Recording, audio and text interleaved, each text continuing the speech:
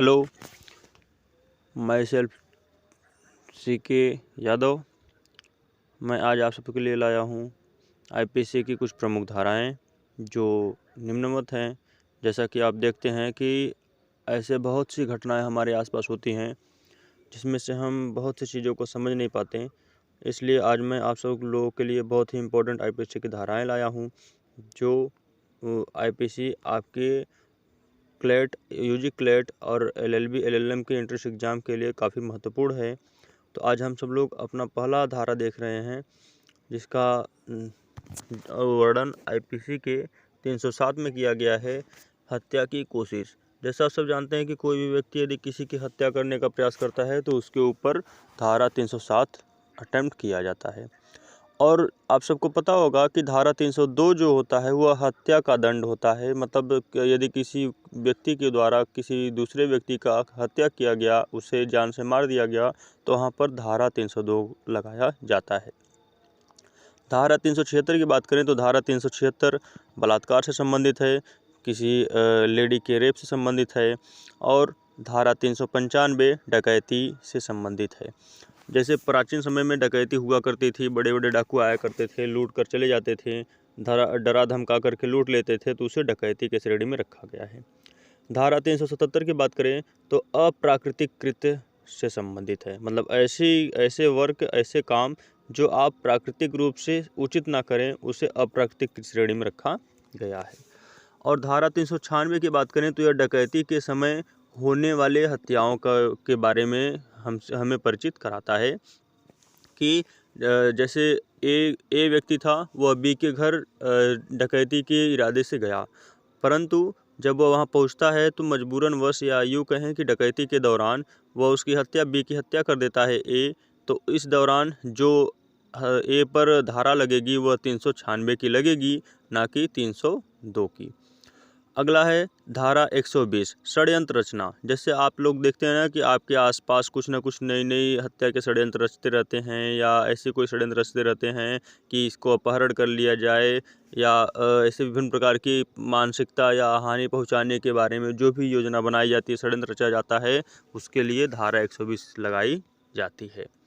अगला है धारा 365। धारा 365 आपका बना है अपहरण के लिए। जैसे किसी व्यक्ति को अगवा कर लेना या किसी व्यक्ति को किसी दूसरे व्यक्ति से छिपा कर रखना, तो यह इस पर धारा 365 लगाया जाता है। और अगला है धारा 201 जो सबूत मिटाने से संबंधित है। जैसे आप सब देखते हैं ना कि बहुत से ऐसे व्यक्ति होते हैं जो अपने केस को जीतने के लिए या अपने आप को उस क्राइम से बचाने के लिए सबूत को छिपाने का प्रयास करते हैं, तो इसके लिए धारा 201 लगाया जाता है। अगला है धारा 34। धारा 34 जो है यह समान आशय से संबंधित है। और धारा 412 छीना झपटी से संबंधित है। जैसे किसी व्यक्ति से उसका सामान जबरन छीनना और उससे अलग करना, वह धारा 402 के तहत कानूनी अपराध है। अगला बात करते हैं धारा 378 जो चोरी से संबंधित है। आप लोग जानते हैं कि चोरी जो होता है वह अलग होता है और डकैती की सज़ा अलग होती है।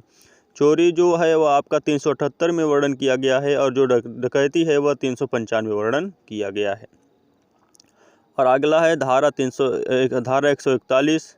धारा 141 में विधि विरुद्ध जमाव से संबंधित है। जैसे बहुत से लोग होते हैं कि ला के नियमों को ना मानने के लिए उसके विरुद्ध जमाव कर देते हैं, इकट्ठा कर देते हैं, संगठन बना करके उसके खिलाफ क्रांति या आंदोलन कर देते हैं, तो इसके लिए धारा 141 के अंतर्गत प्रावधान किया गया है। अगला है धारा 191 मिथ्या साक्ष्य देना।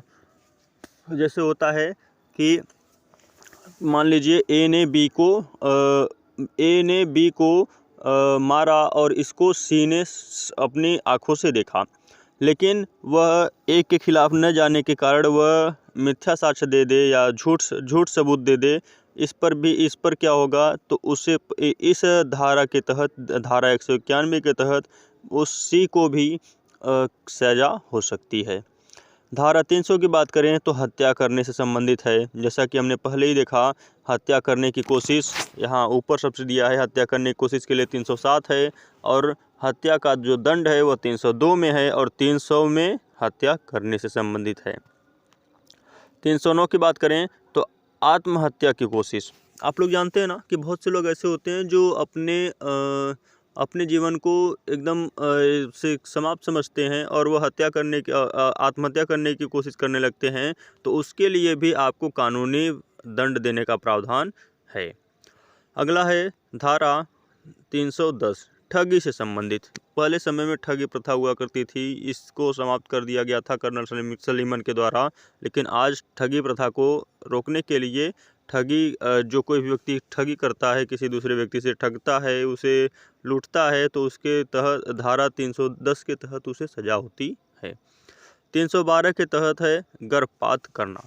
गर्भपात करना मतलब इसमें 2-3 कैटेगरीज बनती हैं कि किसी भी नाबालिग बच्ची को गर्भपात करना या किसी बच्ची के बिना उसकी सहमति के गर्भपात करना। यह धारा 302 के अंतर्गत वर्णित है। धारा 351 हमला करना। किसी भी व्यक्ति के ऊपर उसके स्वतंत्रता को समाप्त करने के लिए या उसके कर्तव्यों और मौलिक अधिकारों को समाप्त करके कोई व्यक्ति यदि उस पर हमला करता है तो उस पर धारा 351 लगाई जाती है। धारा 354 स्त्री लज्जा भंग करना। 354 में विभिन्न प्रकार की चीज़ें वर्णन की गई है, जैसे कि किसी स्त्री के समक्ष खड़े होकर के उसके लिए विभिन्न प्रकार की गलत विचारधाराएं रखना या उसके किसी सामाजिक प्लेस पर या सोशल प्लेस पर उसके लिए अभद्र गीत गाना, ये सब स्त्री लज्जा भंग के अंतर्गत आता है। या उससे अश्लील बातें करना, बुरी बातें करना। धारा 362 की बात करें तो यह अपहरण से संबंधित है, जैसा कि हमने अपहरण 365 और 362 में देखा है। अगला है धारा 415 जो छल करने से संबंधित है, किसी को लूटने से संबंधित है। और धारा 445 गृह भेदन से संबंधित है। गृह भेदन आप लोग जानते ही हैं, घर में भेद लगाना या घर में एक दूसरे के खिलाफ भड़काना।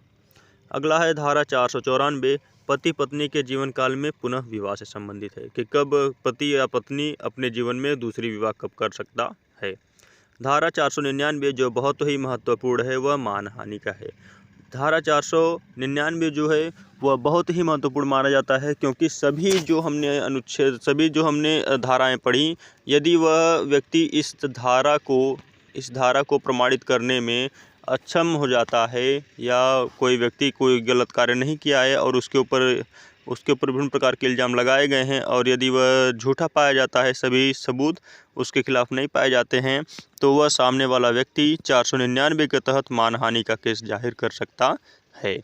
जैसे उदाहरण के लिए समझ सकते हैं कि ए ने बी के ऊपर क्लेम किया कि सी ने बी को मारा। ए ने बी के ऊपर क्लेम किया कि बी ने सी को मारा, तो और अंत में क्या होता है कि बी जो है वह सी का मर्डर किया हुआ नहीं सबूत इकट्ठा हो पाता उसके खिलाफ, तो अंत में बी को रिहा किया जाता है। तो इस समय बी जो है वह ए के खिलाफ सबूत इकट्ठा करके या उसके ऊपर मानहानि का केस दायर कर सकता है। इसी के साथ धन्यवाद। मैं चाहूँगा कि आप मेरे चैनल को सब्सक्राइब करें, लाइक करें एंड शेयर करें, और मैं आपको IPC की आगे की धाराएं बताता रहूँगा। धन्यवाद।